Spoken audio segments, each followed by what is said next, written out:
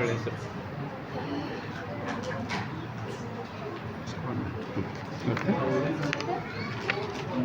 ಮತ್ತಾಯನ ಬರೆದ ಸುವಾರ್ತೆ 6ನೇ ಅಧ್ಯಾಯ 25ರಿಂದ 29ರವರೆಗೆ.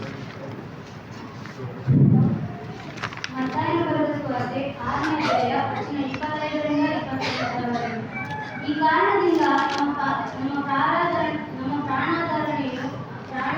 ಪ್ರಾಣಾಧಾರಣೆಗೆ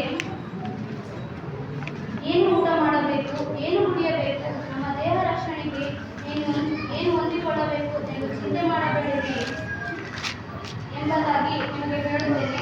ಊಟಕ್ಕಿಂತ ಪ್ರಾಣವು, ಉಡುಪಿಗಿಂತ ದೇಹವು ಮೇಲಾದದ್ದಲ್ಲವೇ? ಆಕಾಶದಲ್ಲಿ ಹಾರಾಡುವ ಹಕ್ಕಿಗಳನ್ನು ನೋಡಿರಿ, ಅವು ಬಿತ್ತುವುದಿಲ್ಲ, ಕೊಯ್ಯುವುದಿಲ್ಲ, ಕಣಜಗಳನ್ನು ತುಂಬಿಕೊಳ್ಳುವುದಿಲ್ಲ, ಆದಾಗ್ಯೂ ಪರಲೋಕದಲ್ಲಿರುವ ನಮ್ಮ ತಂದೆಯು ಅವುಗಳನ್ನು ಸಾಕಿ ಸಲಹುತ್ತಾನೆ. ಅವುಗಳಿಗಿಂತ ನೀವು ಹೆಚ್ಚಿನವರಲ್ಲವೋ? ಚಿಂತೆ ಮಾಡಿ ಒಂದು ಮೊಳ ಉದ್ದ ಬೆಳೆಯುವುದು ನಿಮ್ಮಲ್ಲಿ ಯಾರಿಂದಾಯಿತು? ಇದಲ್ಲದೆ ನೀವು ಉಡುಪಿನ ವಿಷಯದಲ್ಲಿ ಚಿಂತೆ ಮಾಡುವುದೇಕೆ? ಅಡವಿಯ ಹೂಗಳು ಬೆಳೆಯುವ ರೀತಿಯನ್ನು ಯೋಚಿಸಿ ತಿಳಿಯಿರಿ. ಅವು ದುಡಿಯುವುದಿಲ್ಲ, ನೂಲುವುದಿಲ್ಲ, ಆದಾಗ್ಯೂ ಆ ಹೂಗಳಲ್ಲಿ ಒಂದಕ್ಕಿರುವಷ್ಟು ಅಲಂಕಾರವು ಅರಸನಾದ ಸಾಲೊಮೋನನಿಗೆ ಸಹ ಅವನು ತನ್ನ ಸಕಲ ವೈಭವದಿಂದಿರುವಾಗಲೂ